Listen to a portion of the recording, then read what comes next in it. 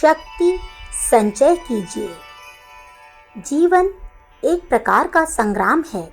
इसमें घड़ी घड़ी में विपरीत परिस्थितियों से, कठिनाइयों से लड़ना पड़ता है। मनुष्य को अपरिमित विरोधी तत्वों को पार करते हुए अपनी यात्रा जारी रखनी पड़ती है। दृष्टि उठाकर जिधर भी देखिए उधर ही शत्रुओं से जीवन घिरा हुआ प्रतीत होगा। दुर्बल सबलों का आहार है।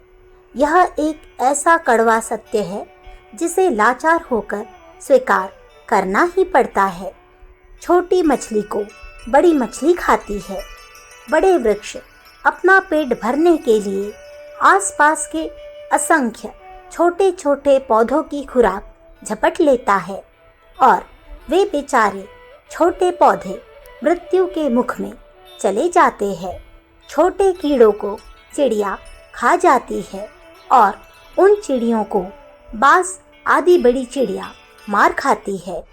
गरीब लोग अमीरों द्वारा, दुर्बल बलवानों द्वारा सताए जाते हैं। इन सब बातों पर विचार करते हुए हमें इस निर्णय पर पहुंचना होता है कि यदि सबलों को शिकार होने से, उनके द्वारा नष्ट किए जाने से अपने को बचाना है तो अपनी दुर्बलता को हटाकर इतनी शक्ति तो कम से कम अवश्य ही संचय करनी चाहिए कि चाहे कोई यूं ही चट न कर जावे। रोगों के कीटाणु जो इतने छोटे हैं कि आंखों से दिखाई भी नहीं पड़ते, हमारे स्वास्थ्य को नष्ट कर डालने और मार डालने के लिए चुपके चुपके प्रयत्न करते रहते हैं। हमारे शरीर में उन्हें थोड़ी भी जगह मिल जाए तो बड़ी तीव्र गति से वे हमें बीमार और मृत्यु की ओर खींच ले जाते हैं। जरा सा मच्छर मलेरिया का उपहार लिए हुए पीछे फिरा करता है। मक्खियाँ हैजा की भेंट लेकर तैयार खड़ी है। बिल्ली घर में से खाने पीने की चीजें चट करने के लिए, चूहा कपड़े काट डालने के लिए, बंदर उठा ले जाने के लिए तैयार बैठा है। बाजार में निकलिए, दुकानदार खराब माल देने, कम तौलने, पैसे वसूल करने की घात लगाए बैठा है। गटखटे, ठग, चोर, उचक्के अपना अपना दाव देख रहे हैं। ढोंगी, मुफ्तखोर अपना जाल अलग ही बिछा रहे हैं। चोर, गुंडे, दुष्ट अकारण ही जलते, दुश्मनी बांधते और नुकसान पहुंचाने का प्रयत्न करते हैं। हितु संबंधी भी अपने अपने स्वार्थ साधन की प्रधानता से ही आपसे हित या अनहित बढ़ाते घटाते रहते हैं। चारों ओर मोर्चेबंदियां बंधी हुई है। यदि आप सावधान न रहे, जागरूकता से काम न ले, अपने को बलवान साबित न करे तो निसंदेह इतने प्रहार चारों ओर से होने लगेंगे कि उनकी चोटों से अपने को बचाना कठिन हो जाएगा। ऐसी दशा में उन्नति करना, आनंद प्राप्त करना तो दूर, शोषण, अपहरण, चोट और मृत्यु से बचना मुश्किल होगा।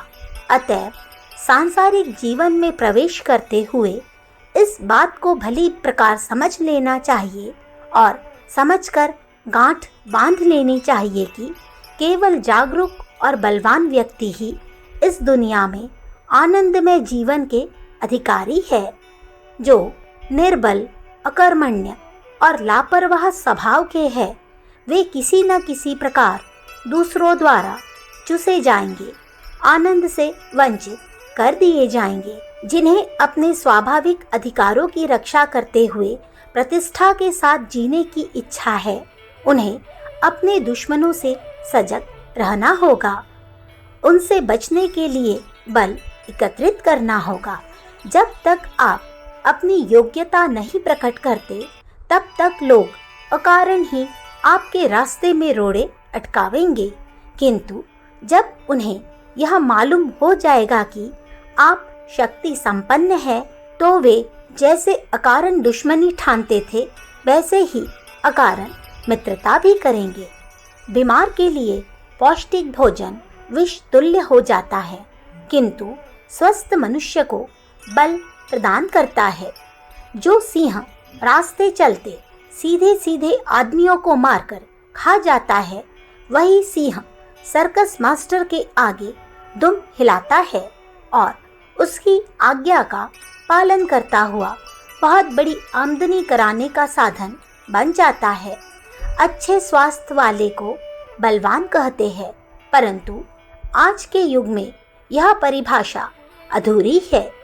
इस समय शरीर बल, पैसे का बल, बुद्धि का बल, प्रतिष्ठा का बल, साथियों का बल, साहस का बल, यह सब मिलकर एक पूर्ण बल बनता है। आज के युग में बलवान वह है जिसके पास उपरोक्त बलों में से कई बल हो। आप अपने शरीर को बलवान बनाइए, परंतु साथ साथ अन्य 5 बलों को भी एकत्रित कीजिए। किसी के साथ बेइंसाफी करने में इन बलों का उपयोग करें, ऐसा हमारा कथन नहीं है, परंतु जब आपको अकारण सताया जा रहा हो तो आत्मरक्षा के लिए यथोचित रीति से इनका प्रयोग भी कीजिए, जिससे पशुओं को दुस्साहस न करने की शिक्षा मिले।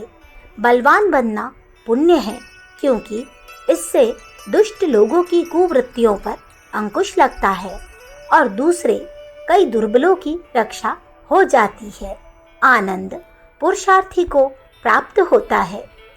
विजय लक्ष्मी की वरमाला बलवानों के गले में पड़ती है। यह वसुंधरा वीर भोग्य है। उद्योगी पुरुष सिंहों को ही लक्ष्मी प्राप्त होती है। आनंद और उल्लास का जीवन भी वीर पुरुष ही प्राप्त करते हैं। निर्बल दुर्बलों को तो इस लोक और परलोक में रोना, झींकना, पीटना ही हाथ रहता है। इसलिए वास्तविक जीवन आनंद में जीने की इच्छा करने वाले हर एक व्यक्ति को शक्तिशाली बलवान बनना चाहिए। अखंड ज्योति, अगस्त सन 1945, पृष्ठ संख्या 3-4। हमारे YouTube चैनल विचार क्रांति दूत अखंड ज्योति पत्रिका को सब्सक्राइब करें एवं अगली वीडियोस प्राप्त करने के लिए बेल आइकन दबाएं। धन्यवाद।